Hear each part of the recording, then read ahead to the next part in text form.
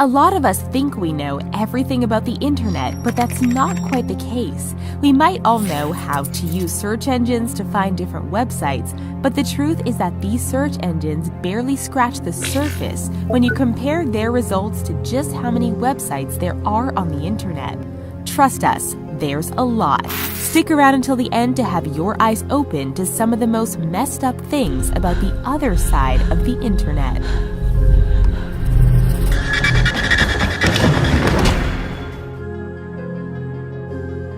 We mentioned earlier that search engines are only scratching the surface of the web. Allow us to elaborate. Google reportedly shows no more than 16% of the total websites on the internet. That means it's neglecting to show you the remaining 84% of what's really out there. But wait, isn't Google pretty much everywhere?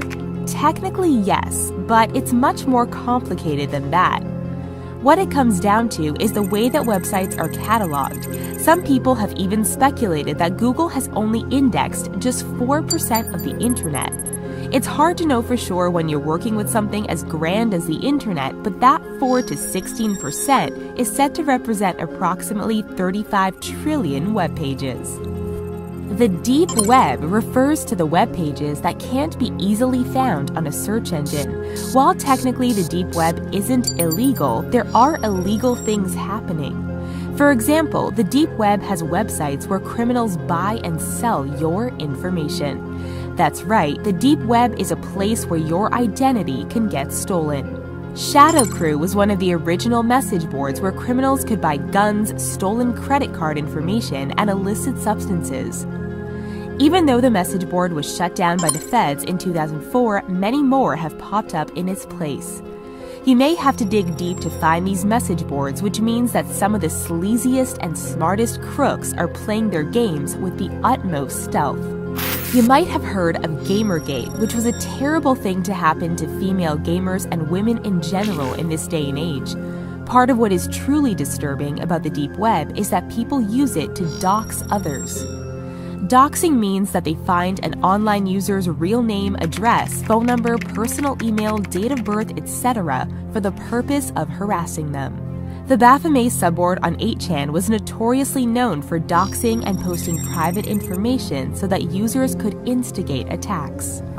Carnegie Mellon University produced quite an interesting paper about anonymous online trading, aka what the dark side of the deep web is all about. They specifically studied how this market boomed in business after Silk Road, an online anonymous marketplace, was shut down. What is truly scary is that one of the most popular products being traded is poison. The poison market is becoming increasingly popular, so if you have enemies, you might want to make friends with them, or at least extend the olive branch. Undercover agents are slowly cracking down on this market, but it's going to take time before it's gone completely. Because you're probably curious, you might be wondering just how much personal information can cost. Well, we're going to tell you something really scary. It's very cheap. You might think your personal information is worth a lot of money, but it's actually less expensive than taking a trip to a discount store. For example, Uber accounts were going for just $1 each on sketchy marketplaces in the deep web. Even credit reports aren't going for a hefty cost.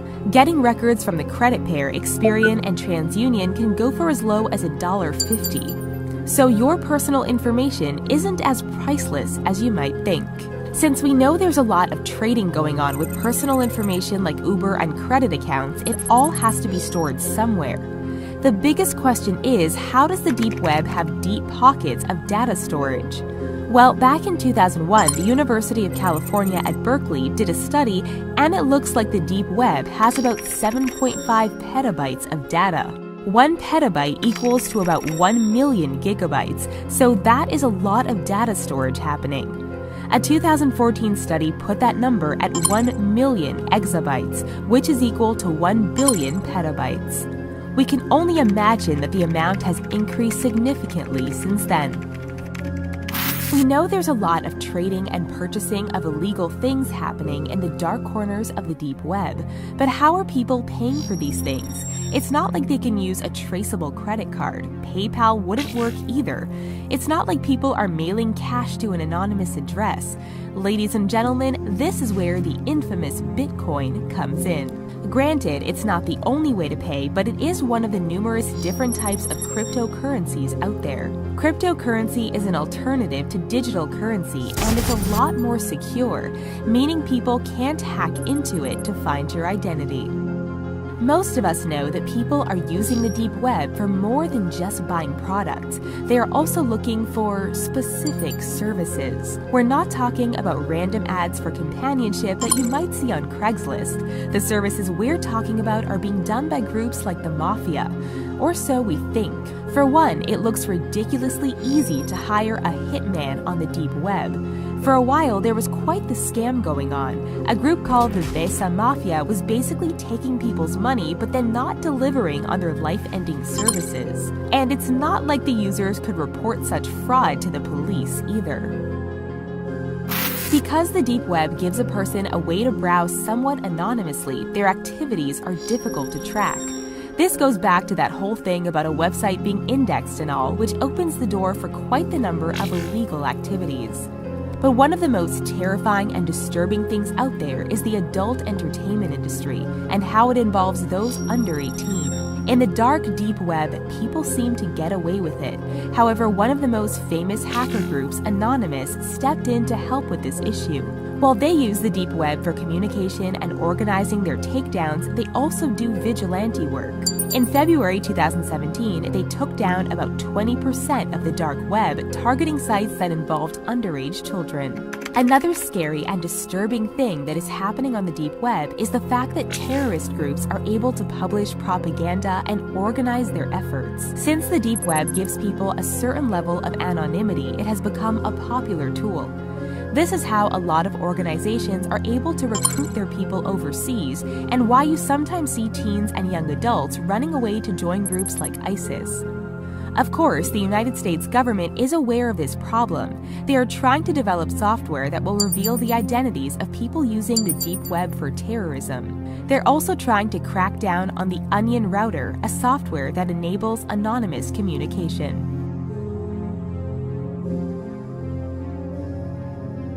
If you're feeling a tad anxious about any sort of global apocalypse or living in a war-torn country, you might be familiar with prepper groups online. These guys can be a bit intense, but they'll have the last laugh if the government ever collapses and we're doomed to restructure society. The deep web has its share of prepper groups, and they can be even more intense than what you can find on the surface web. Not all preppers or survivalists are the same type of guy who has a bunker and 10 years worth of rations in their basement. But if you want to feel a bit disturbed, the preppers of the deep web have some crazy plans to make it, no matter who goes down in the process. We've been talking about a lot of product that's being bought and sold on the deep web. While we've been talking about tangible product, we haven't discussed the most disturbing product of all: humans. Human trafficking is a growing concern all over the world.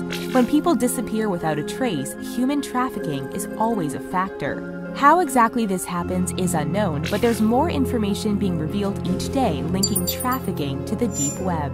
From organizing kidnappings to selling people online, the deep web has opened up that opportunity for dealers, and it's very disturbing. We're now about to dive into truly one of the most terrifying things about the deep web. As it turns out, about 80% of users on the dark side of the deep web are looking up material that involves harming children. We're not going to go into specifics because even some things can disturb the richest. This is also related to the human trafficking part we just discussed, but this takes the terror to a whole new level. One of the most rumored and popular videos, Dafu Love, involves babies, but not in the cute way. This video is apparently floating somewhere in the dark deep web, and some people have reportedly even lost their minds while watching it. Since all of these purchases of various illegal things are happening in the deep web each day, just how much money is actually being generated?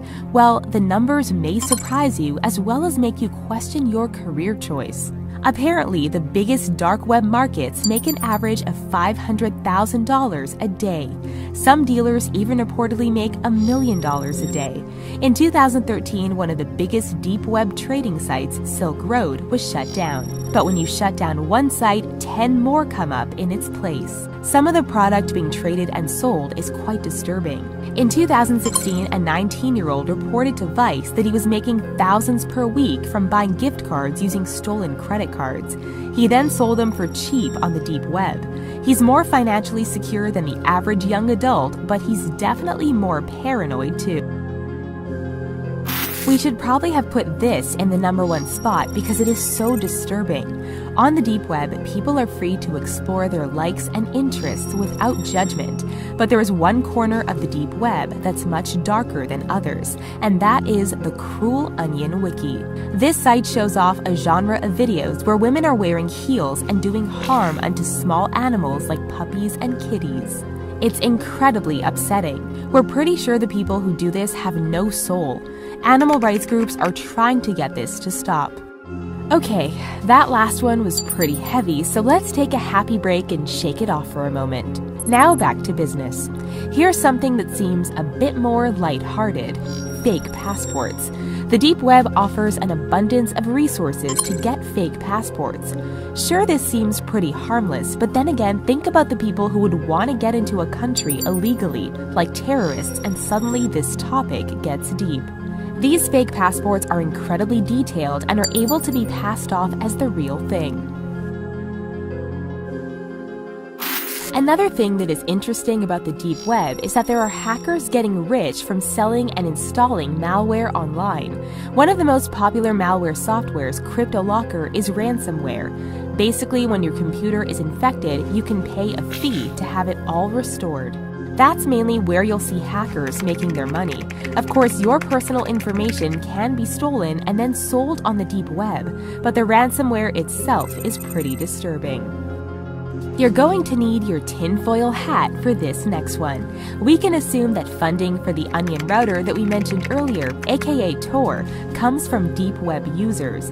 But interestingly enough, there are articles out there claiming that the government themselves are funding Tor. In 2013, The Guardian reported that Tor received $1.8 million from the US government through third parties, all while the NSA was trying to take it down at the same time. If the deep web has so much illegal activity happening, then why is our country's government essentially giving them money? It's been made clear that identity theft is a growing problem, and it seems to all be happening on the deep web.